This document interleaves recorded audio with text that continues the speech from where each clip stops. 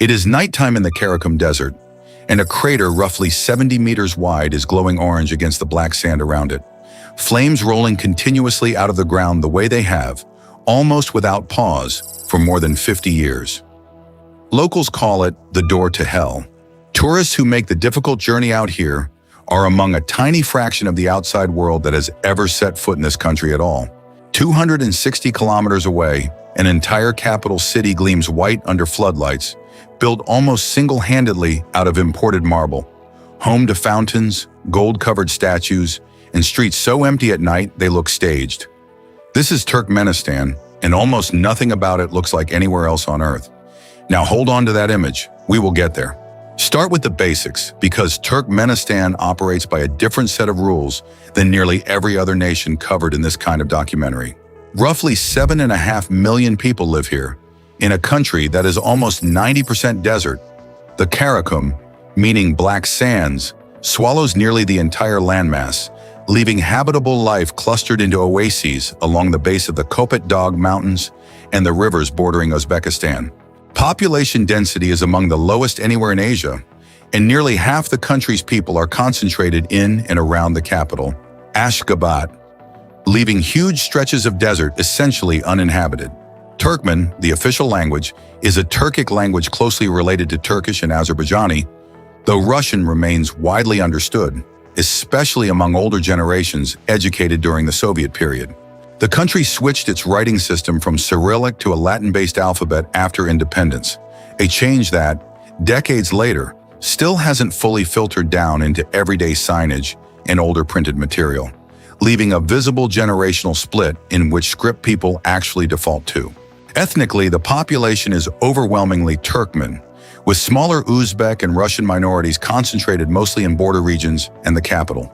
Unlike some neighboring Central Asian states, Turkmenistan experienced relatively little large-scale Soviet-era population transfer, which means the ethnic composition here has remained comparatively stable and Turkmen-dominant for far longer than in countries like Kazakhstan or Uzbekistan, where Soviet resettlement policy reshaped demographics far more dramatically. Here is the unexpected fact that explains the marble skyline. Turkmenistan sits on some of the largest natural gas reserves on the planet, ranked among the top handful of countries worldwide, centered on the Galkinish field, one of the biggest single gas deposits ever discovered. That resource wealth funded an almost unbelievable building campaign in the capital. Ashgabat holds the Guinness World Record for the highest concentration of white marble-clad buildings anywhere on Earth, an entire city rebuilt from the ground up after independence to project an image of wealth and permanence. Financed almost entirely by gas exports most ordinary citizens never directly benefit from. Now, the part almost no visitor expects. This is one of the most closed and tightly controlled societies on the planet, ranked repeatedly by international press freedom organizations as among the worst in the world for independent media, alongside North Korea and Eritrea, a level of information control that shapes almost everything about how life here is actually lived, both by residents and by the small number of outsiders who manage to visit. Ground level, though, daily life still runs on customs far older than gas pipelines or marble towers. Hospitality carries deep cultural weight, rooted in the nomadic Turkmen tribal traditions that predate the Soviet period by centuries. Guests are treated with extraordinary generosity, tea is poured constantly, and turning down food offered by a host is considered a serious social misstep. Ash, or pilav, made with rice, meat, and carrots, functions as a staple across the country, alongside chorba, a hearty meat and vegetable soup, and flatbread that carries near-sacred status at the table, much like it does across the wider Persian and Central Asian world. Melons hold a genuinely unusual place of honor here too.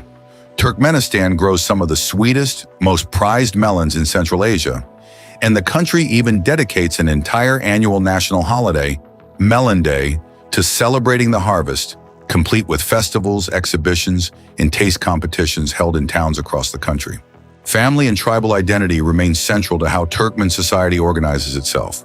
The country's population traces its lineage to several major historical tribal confederations, and tribal affiliation, even today, can shape everything from marriage patterns to regional political influence, a layer of social structure that outsiders often miss entirely because it rarely shows up in official government messaging, which prefers to project a unified national identity above tribal distinctions.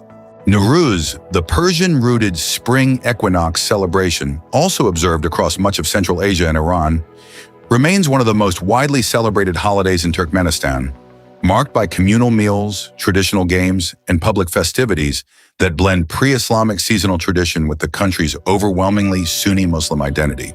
Islam here often incorporates older folk customs and beliefs specific to Turkmen tribal history, a religious layering common across much of Central Asia, where centuries of nomadic tradition never fully disappeared, even as successive empires and later Soviet secularism tried to reshape religious practice from the top down. Climate here is genuinely extreme. Summers in the Karakum regularly exceed 45 degrees Celsius, among the hottest sustained temperatures anywhere in Central Asia, while winters can drop well below freezing, especially in the mountainous south.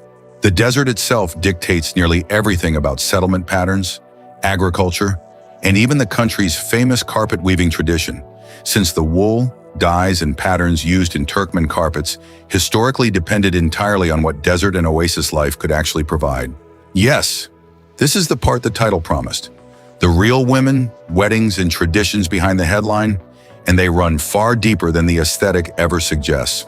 Turkmen weddings are elaborate, multi-day affairs steeped in centuries-old custom, often involving traditional dress passed down through generations, elaborate silver jewelry, and ceremonial rituals meant to bless the couple's future household.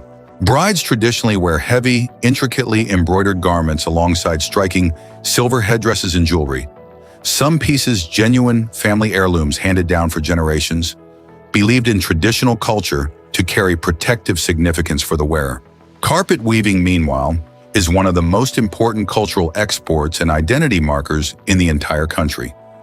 Turkmen carpets are so central to national identity that traditional carpet patterns, called goals, are featured directly on the national flag, each design historically associated with a specific tribal group. That's the pivot worth sitting with. The artistry and beauty of these traditions sits alongside real documented human rights concerns.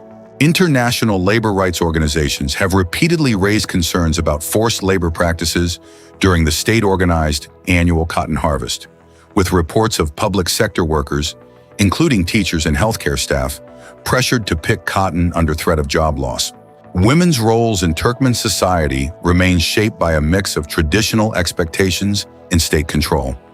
Dress and appearance norms for women in public and state employment have at various points been informally enforced by authorities, and reports from independent monitors describe restrictions that go well beyond what's typical even among neighboring Central Asian states.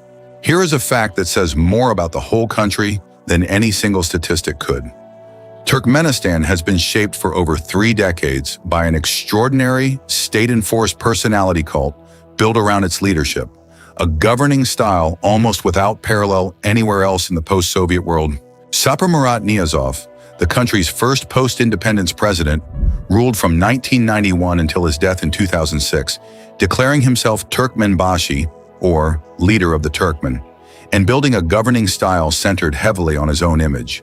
Gold statues, portraits in nearly every public building, and a personally authored spiritual and moral guidebook called the Runama that was for years mandatory reading in schools and even a required subject on the driving test.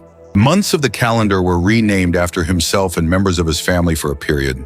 His successor, Gurbanguly Berdimuhamedov, dialed back some of the most extreme elements of that cult after taking power in 2006, while building a substantial one of his own, and the presidency passed to his son, Serdar Berdimuhamedov. In 2022, a hereditary transfer of power inside a nominally Republican system that international observers widely viewed as prearranged rather than genuinely contested. Layer under that, Turkmenistan officially declared itself permanently neutral in its foreign policy in 1995, a status formally recognized by the United Nations, which the government has used to justify staying almost entirely outside regional alliances, international scrutiny bodies, and most forms of foreign media access. Internet access remains among the most restricted on Earth, with major global platforms and independent news sites blocked, and ordinary citizens facing real risk for expressing political dissent, even privately. That's the tension running underneath every carpet pattern and every wedding celebration here. A culture with genuinely deep, ancient roots operating inside one of the most tightly controlled political systems left in the world. That control extends into the country's official founding mythology, too. The state has spent decades promoting a carefully curated national narrative built around neutrality, ancient Turkmen greatness, and the supposed wisdom of its successive leaders, taught extensively in schools and reinforced through state media, which remains the only legally permitted source of domestic news. Independent historians and outside researchers have long noted that this narrative often smooths over or omits entire chapters of more complicated, contested history, including the country's often brutal incorporation into the Russian Empire in the 19th century and the forced collectivization policies of the early Soviet period, both of which caused significant loss of life among Turkmen tribal populations who resisted centralized control for decades before being fully subdued. Here is where the armchair daydream becomes a spreadsheet. GDP per capita sits at somewhere around $6,000 to $11,000 depending on the measure used, placing Turkmenistan in the upper middle income category by World Bank standards. A figure heavily inflated by gas wealth concentrated among state industries rather than evenly distributed household income. Officially, unemployment and poverty statistics from the government are considered unreliable by independent economists, since the state discloses very little verified economic data to outside observers. For the rare visitor who does make it in, tourism here is deliberately limited and expensive by regional standards. Independent travel is heavily restricted, and most foreign visitors are required to travel with state-approved guides on structured itineraries, a system that keeps both costs and government oversight high. Meanwhile, ordinary citizens have periodically faced shortages of basic goods, including flour, sugar, and cooking oil, despite the country's enormous gas wealth. A contradiction that international economists have pointed to repeatedly as evidence that resource revenue isn't being effectively converted into broad public welfare. Housing and utility subsidies have historically been a point of state pride here too. For years, natural gas, electricity, and water were provided to citizens at heavily subsidized or even free rates, a policy the government used as evidence of its resource wealth benefiting ordinary people directly. Even as those same subsidies have been gradually scaled back in recent years amid broader economic pressure and falling global energy prices, leaving many households adjusting to costs their parents' generation never had to budget for. If you have made it this far and you are enjoying the journey, a like and a subscribe genuinely help. It's free, and it tells us to keep making documentaries like this one. Now, this is the secret the title promised. Beyond the personality cult and the information restrictions, human rights organizations have documented a pattern of enforced disappearances in Turkmenistan.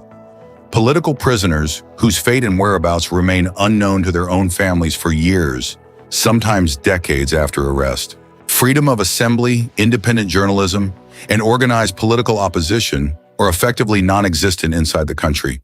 And citizens who criticize the government, even from abroad, have reported harassment of family members still living inside Turkmenistan. There's a stranger, more surreal layer to the secrecy too. For years, certain colors of car were reportedly discouraged or restricted from being sold and driven in Ashgabat, part of a broader effort by authorities to maintain a specific uniform aesthetic across the capital, and dash cams, satellite dishes, and even certain vehicle types have faced periodic restrictions in the name of maintaining the city's curated appearance. Access for foreign journalists remains exceptionally rare, which is part of why so little verified, independent reporting exists about daily life here compared to almost any other country of similar size. Petty crime against tourists is genuinely uncommon, largely a byproduct of how tightly monitored the small tourism sector actually is.